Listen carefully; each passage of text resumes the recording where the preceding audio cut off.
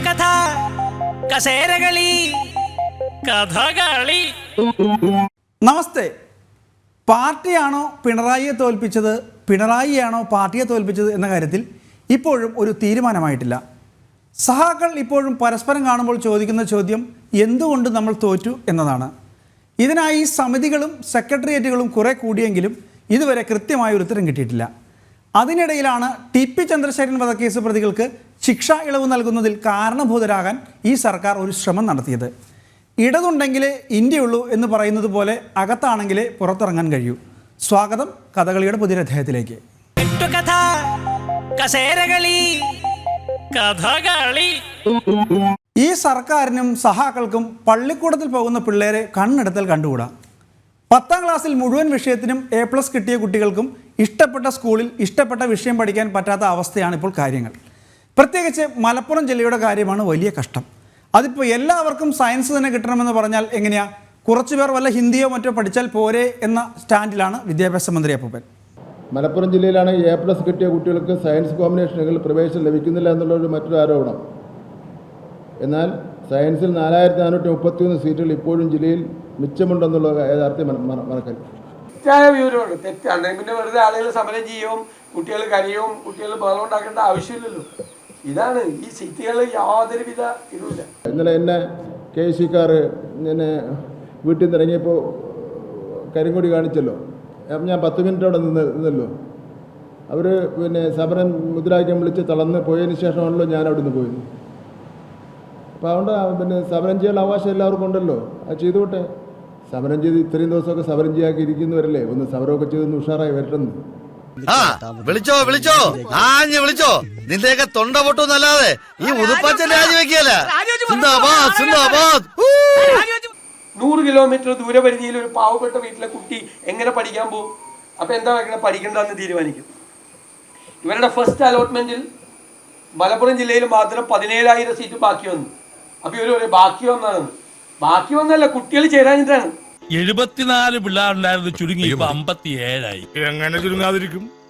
വട്ടപൂജൻ തലയിൽ വെച്ചല്ലേ വർഷാവർഷം പിള്ളേര് സ്കൂളിൽ നിന്ന് പെൻഷനായിട്ട് പോണത്. ഞാൻ പറഞ്ഞല്ലോ, അതിന് കുറവ് വന്ന സീറ്റിൻ്റെ എണ്ണം പറഞ്ഞല്ലോ. വീണ്ടും വീണ്ടും ചോദിച്ചുകൊണ്ട് ഉത്തരം മാറില്ലല്ലോ.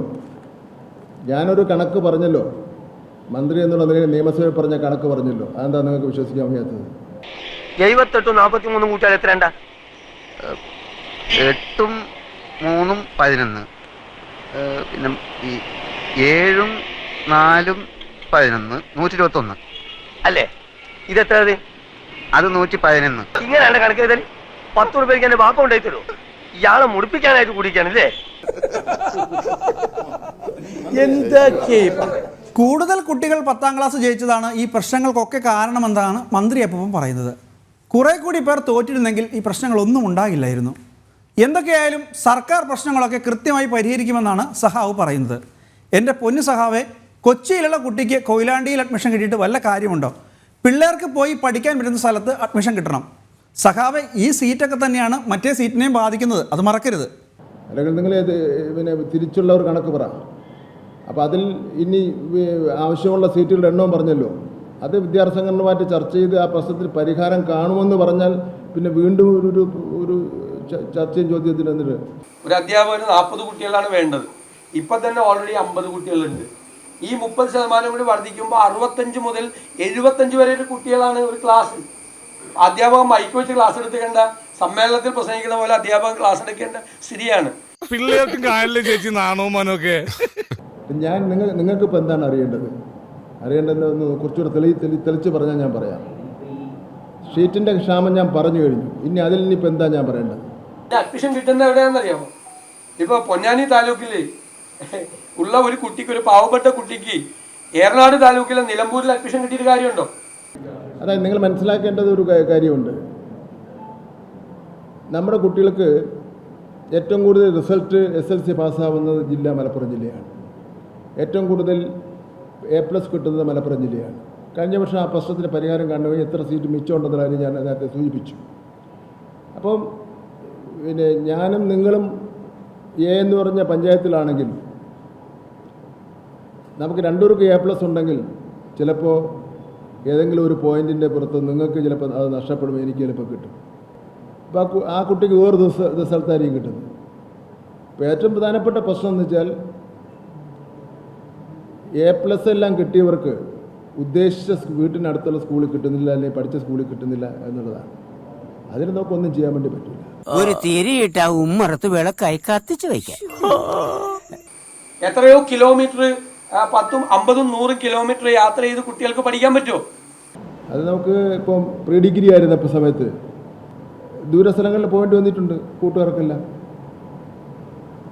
വിമൻസ് കോളേജിലാണ് പഠിച്ചത് എന്നുള്ളത് കൊണ്ട് വിമൻസ് കോളേജിൽ തന്നെ കിട്ടണമെന്നുണ്ടോ നമുക്ക് ഡിഗ്രി?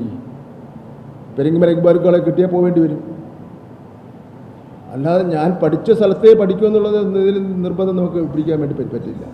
വിവരവും വിദ്യാഭ്യാസം ഇല്ലാത്തൊരു പോങ്ങൻ. അപ്പം ഞങ്ങൾ പറഞ്ഞിരുന്നതാണ് സ്റ്റേറ്റ് വൈഡ് യൂണിറ്റ് ആക്കരുത്, താലൂക്ക് യൂണിറ്റ് ആക്കണം. താലൂക്ക് വൈസ് യൂണിറ്റ് ആക്കിയിട്ട് കൊടുക്കണം. ഒരു 10 കിലോമീറ്റർ പരിധിയിലെങ്കിലും കുട്ടികൾക്ക് അഡ്മിഷൻ കിട്ടണ്ടേ? നിർബന്ധമായിട്ട് എനിക്ക് MBBS അഡ്മിഷൻ കിട്ടിയാലേ പറ്റുള്ളൂ, നിർബന്ധം പഠിക്കാൻ പറ്റൂ. അത് പിന്നെ എൻട്രൻസിൻ്റെ അടിസ്ഥാനത്തിലേ നമുക്ക് കിട്ടാനുള്ള സാധ്യത അവനുള്ളൂ.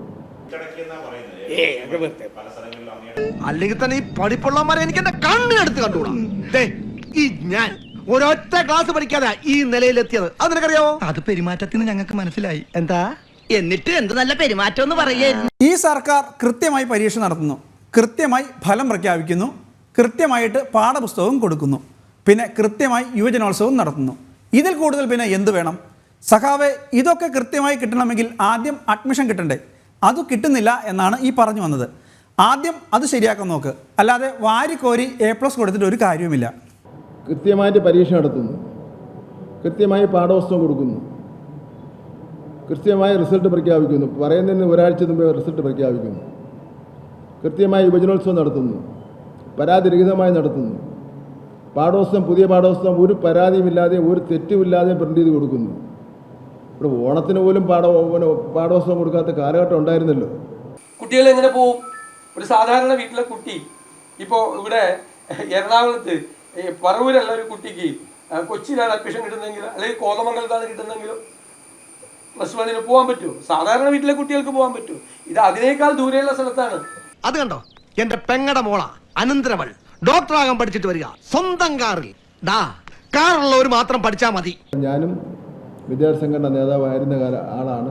അപ്പം അതുകൊണ്ട് വിദ്യാർത്ഥി സംഘടന നേതാക്കന്മാരുടെ ഒരു വികാരമൊക്കെ എനിക്കും മനസ്സിലാവും. ഞാനും 2 പ്രാവശ്യം SFIയുടെ സംസ്ഥാന പ്രസിഡന്റും 1 പ്രാവശ്യം സംസ്ഥാന സെക്രട്ടറി ആയിരുന്ന ആളാണ്. അതൊരു പോരായ്മ തന്നെയാണ്. അപ്പോൾ ഒരു വിദ്യാർത്ഥി സംഘടനയ്ക്ക് ഉണ്ടാവുന്ന ആവശ്യങ്ങൾ, അവരുടെ വികാരം എന്താണെന്ന് മനസ്സിലാവും. ജീവിതത്തിൽ ഇന്നേ വരെ ഒരു പരീക്ഷ പോലും എഴുതാത്ത ഈ മേനോൻ സാറിന് എന്തൊക്കെ പരീക്ഷണങ്ങളാ നേരിടേണ്ടി വരുന്നു എന്ന് ആലോചിച്ച് നോക്കി. 8 കൊല്ലം കൊണ്ട് 1000 ബാർ കൊടുത്ത നിങ്ങൾ 8 കൊല്ലത്തിനുള്ളിൽ കുട്ടികൾക്ക് പഠിക്കാൻ യാതൊരു ശക്തിയുമില്ല. തലതിരിഞ്ഞ രാഷ്ട്രീയക്കാർ നാടിനെ സേവിക്കുമ്പോ നാടിന്റെ തലയെടുത്ത് തേയും. അത് കേരളത്തിന്റെ വിധി.